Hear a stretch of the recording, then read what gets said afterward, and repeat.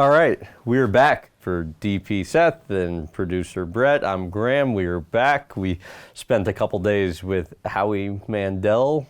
What were you stressing about on this one, Brett? Oh, on this one, I think it was the AGT access and getting enough since, Howie's known as being one of the judges on AGT, America's Got Talent, and we knew that we wanted to be there for everything. And I was giving you a hard time about it from like months out. Yeah, a couple months out, I knew that there was some pressure with this one. Luckily, Howie has a good team and a good manager, and we pushed about as hard as we could push ahead of AGT. And I think we got good access. Did we get everything we wanted? No, but I think that you walked away pretty happy, I think. We were trying for Simon. He got Simon to peek his head out, say hello. Is Simon there? Can he just yell out that it's wonderful to work with me? I'm doing an interview.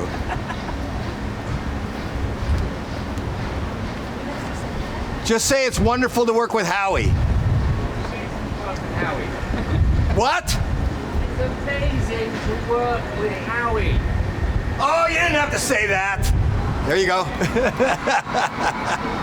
I positioned myself in the wrong place at the end of AGT. Otherwise, I would have been able to have direct interaction with Simon. But they told us to kindly F off, basically. And we did not Howie. Howie was game for whatever and would gladly have made anything happen that we want and that he was able to pull off. But did not get Simon for AGT.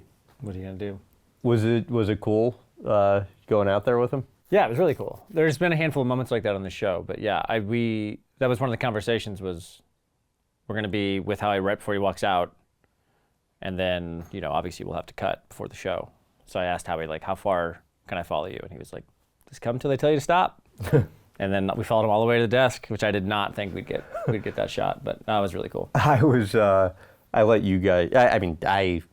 When you guys were going out, I'm like, oh, I probably shouldn't go out here. And then I happened to see Howie's guy. I'm like, I don't think I should go. He's like, so I walk out there too. And then the AGT publicist, you can just tell, is like to the max stressed because she knows, we know we aren't supposed to be out there. And we know she's not supposed to let us out there.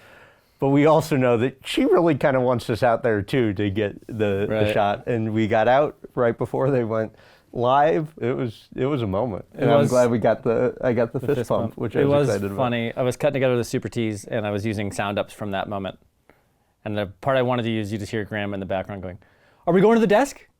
Are we going to the desk?" And it was like, none of us know where we're going. We're just all following Howie. Are we going to the desk? I was actually kind of trailing y'all. I didn't walk out, but I was watching, and I then quickly realized that I needed to meet you at the back or whatever. And so I turned around, and as I quickly turned around, I almost wiped out Simon. Right, because Simon was not out there with the rest. And I thought I had to juke out of the way. It was one of those quick turns and try to go. And can you imagine if I wiped out Simon right as, because he was late. He should have been walking out with you guys. Well, it's funny. He, even in commercial breaks, the very last second would sit back down. Yeah. I think he would have been cool about it. Yeah. He seems pretty chill. Yeah. You would have gone to entertainment jail. Probably. I probably just would have kept running. So this filming happened because we spent the afternoon with Jay Leno taping one.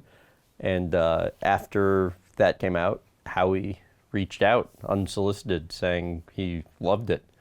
And, it's the coolest thing ever because Howie's obviously an icon. It's selfishly kind of satisfying when somebody who you respect, of course, compliments our work. And so I used that as an opportunity to be like, hey, if you're ever interested, we'd love to do something with you too. And he, to his credit, was just like, whatever you need, I'm there.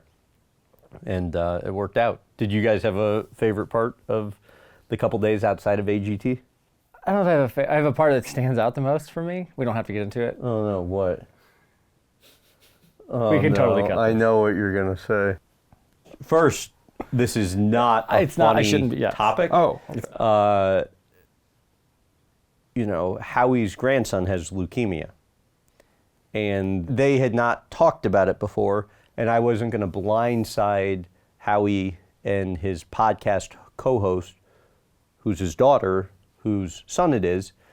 I wasn't going to blindside them by asking them about it without their permission, because that's private family matter, and I only wanted to do it if they were comfortable with it. And to their credit, they were willing to talk about the worst moment in probably each of their lives. And I think there's positivity that comes out of that, because you raise awareness, and people can't identify with the super rich celebrity, but they can identify with going through a tough time. And daughter breaks down during the interview. Everybody, really, the whole crew kind of was. Yeah, I mean, it was brutal. But then I'm like, I gotta figure out how to end this on kind of a positive note. That room was heavy. It was a heavy, heavy moment. And But then Graham never ends, even in regular, like the main interviews, if there is sensitive stuff, it's never the end of the interview. It always ends on something kind of lighthearted. So I knew that Graham was going to try to get something to something lighthearted. I didn't know that he didn't have anything planned to get to the lighthearted point. So it was just like a long time of Graham talking. which I can't even talk to begin with. That's why I my would questions say, are so short. I don't know if I'd say talking. Graham making noise, hoping that the words would just fall out of his mouth to like the transition. And it was just this like 10-second.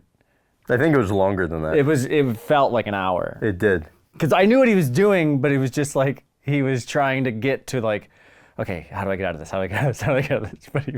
But the way you described it to me in the airport, you said, 5 seconds goes by, 10 seconds go by. I'm still talking. I don't know what I'm saying.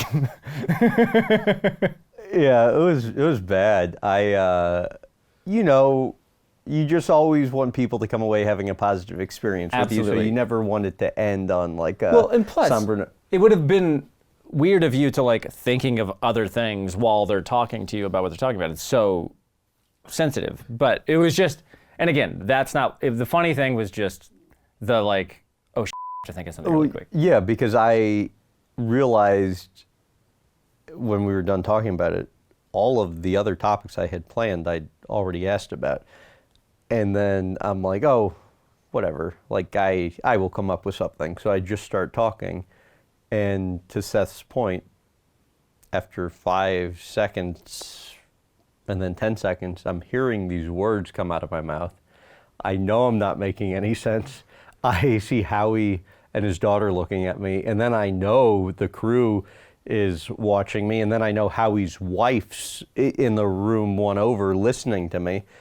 And I just am talking, grasping for something, anything, and I have nothing. And then I think I just stop with something that literally made no sense. You asked about what he's built. Yeah, do you like what you built here? And they're like, yeah.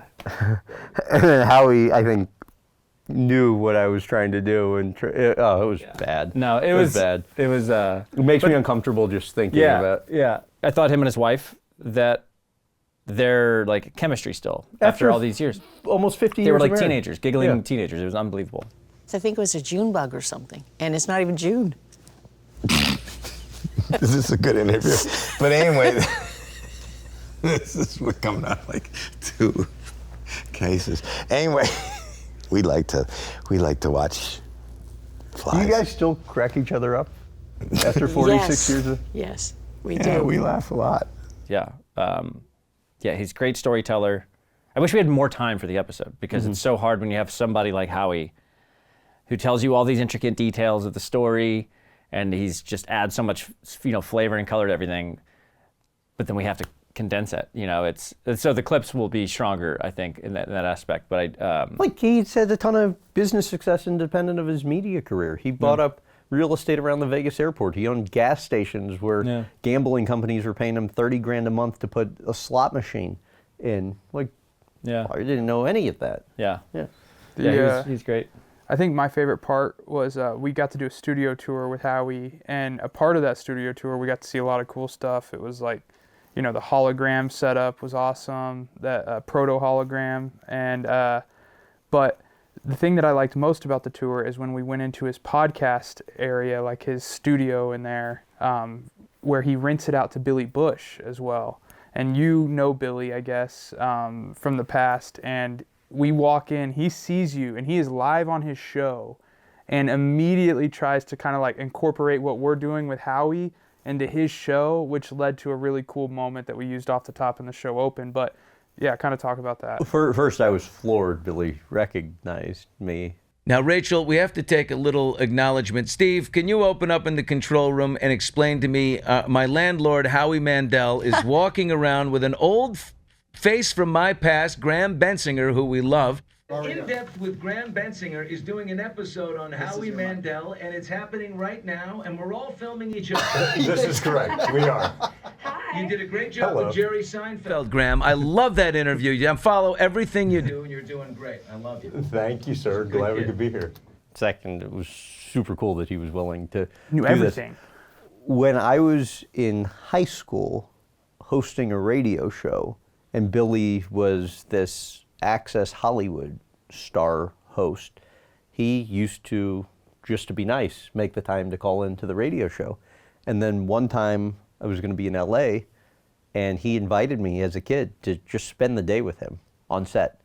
So it was awesome seeing him. Not only did he recognize you, he was like, he named off the show and started ripping off like your recent interviews that he had seen. So I thought that was pretty cool. Yeah, and really neat what Billy's doing now, post Extra, in building his own media company, and I think he's going to have a ton of success with that. My favorite part, though, of the shoot, and maybe we end here, was Mario.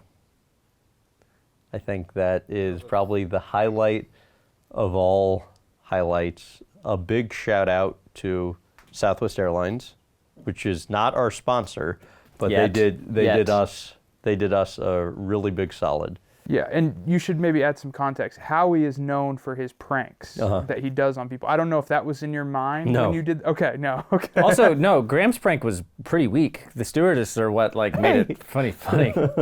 Yeah, I always go back and talk to the flight attendants during the flights because I don't like sitting for that long, like standing and kind of shooting the shit. And I said to them, I'm like, what would be funny is if we screw with one of our team members, Mario. They're like, what should we say? I'm like, well, why don't you just tell him the baggage wasn't able to make the flight for whatever reason. And so they do that. And then Mario asks to talk to them about it at the front of the plane because he was having trouble hearing them. And so the flight attendant subsequently told me that was when we realized, let's just really get him. So they escort him to the front of the plane. Mario, I'm watching this go on, is clearly like weirded out. And then what happens?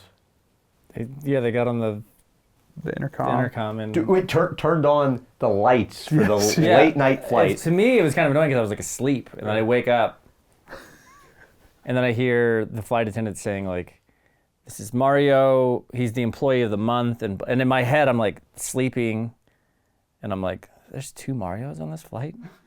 What are the odds of that? That's like my first thought, and then I look up and I see Mario, and I was like, "Oh, Graham's with Mario." Yeah. It was typically I don't laugh that hard at your pranks, but I was laughing hard because also there was a lady in the back that started a Mario. Yeah, there was a little chant. Mario. There was also like, they had one point had said like, would you like to talk to the captain about it? And Mario, so like there's a whole nother layer of comedy here where Mario thought A, that the flight attendants would know what luggage did and did not make it on the checked, like what checked luggage did and didn't make it. And B, that the pilot would get involved with it and be like, yeah, bring Mario to the cockpit. We need to talk to him about his baggage. Well, and it became such a funny prank that we were talking about it over the 3 days, or the couple days we had with Howie, and he loved it. Yeah. Like, he saw the video and started giving Mario kind of crap about it. And nobody likes being the center of attention less than Mario. And they put the crown on him at the front of the plane, after turning all the lights on, announcing it to a packed plane, and then has him walk down the aisle to a round of applause for being Employee of the Month. While He wearing was dying. while wearing his Mario Super Mario. Super Mario fanny pack that we gave him for BTS. And they gave him the little sticker, the little like captain sticker, and he didn't realize he had it on until we got to the hotel that night. For producer Brett and DP Seth, I am Graham. We will see you next time.